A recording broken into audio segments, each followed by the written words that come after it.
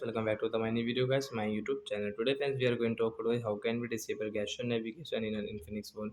Guys, you want to disable guys this gesture setting, so how can you disable in your Infinix phone? In this video I will show you guys. So before starting video, friends, first of all go and subscribe the channel, click the bell icon and like my video. So then first of all we will on our phone setting to disable gesture navigation, then guys scroll it.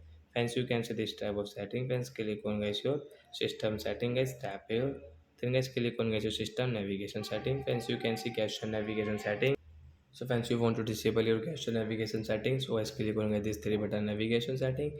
Guys, your gesture navigation will disable in your Infinix phone, so you can use your button navigation setting. So like that guys, you want to disable your gesture navigation setting. Guys, you don't like, you can disable in your Infinix phone.